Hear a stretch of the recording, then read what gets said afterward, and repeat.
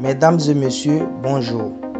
Bienvenue sur DHTV1, votre chaîne YouTube qui vous informe sur toute l'actualité people, politique, sportive, culturelle et des faits de société et santé en Afrique et partout dans le monde. Veuillez partager et liker et vous abonner massivement. Veuillez aussi activer la cloche de notification pour ne pas manquer nos prochaines vidéos. Veuillez aussi laisser vos points de vue en commentaire. Mesdames et messieurs, merci de nous prendre en marche. Voici à présent l'actualité du jour. Nous allons à présent commenter l'actualité du jour.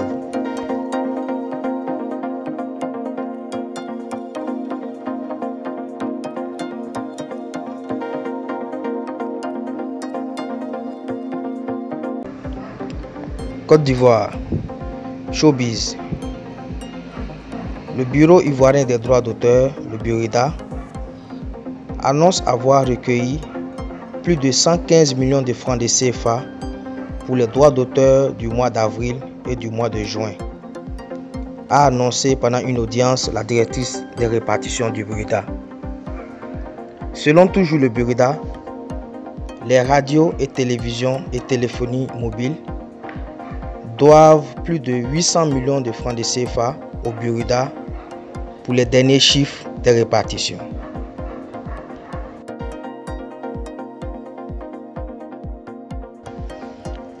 Football.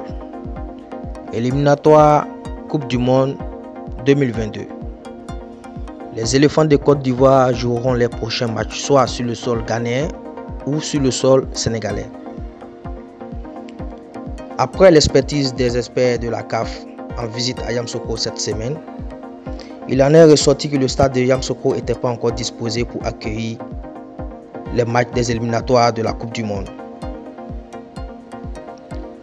En sachant bien que le stade d'Ipembe à Abidjan a une mauvaise pelouse, le seul stade sur lequel la Fédération ivoirienne de football comptait pour accueillir les matchs des éléphants en Côte d'Ivoire était le stade de Yamoussoukro.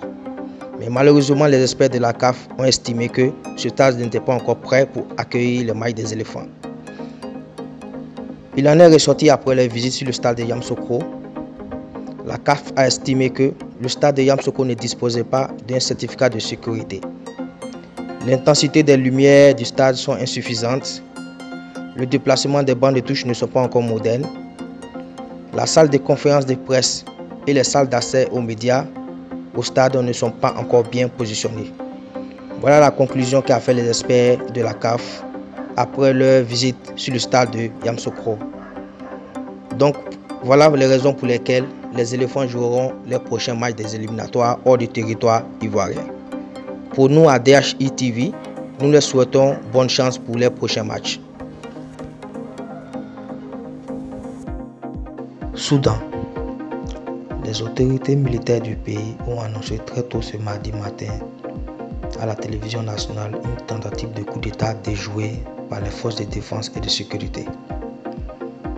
Très tôt ce matin, la télévision d'État soudanaise a annoncé une tentative de coup d'État ratée et appelant la population à confronter cet acte de coup de force. C'est ce qui ressort d'un flash d'actualité qui n'a pas précisé l'identité du groupe de coup d'État dans l'immédiat. Une source militaire soudanaise de haut rang a déclaré à l'agence Anadolu qu'un groupe de putschistes tentait actuellement de prendre le contrôle du pays. Voilà ce qui ressort du communiqué des forces de défense et de... Voilà le communiqué fait par les forces de défense et de sécurité soudanaises à la télévision nationale soudanaise ce mardi matin après le coup d'État déjoué.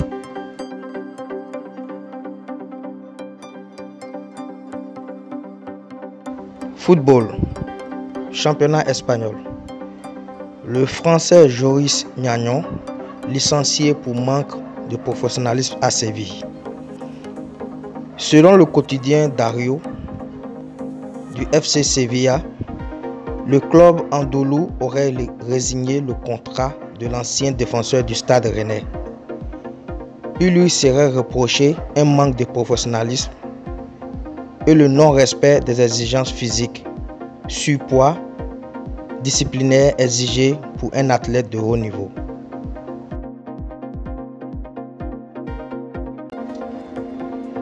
Voici ainsi un petit résumé de l'actualité du jour.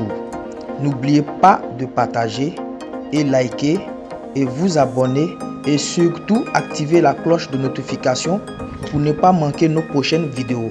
À bientôt pour une nouvelle vidéo.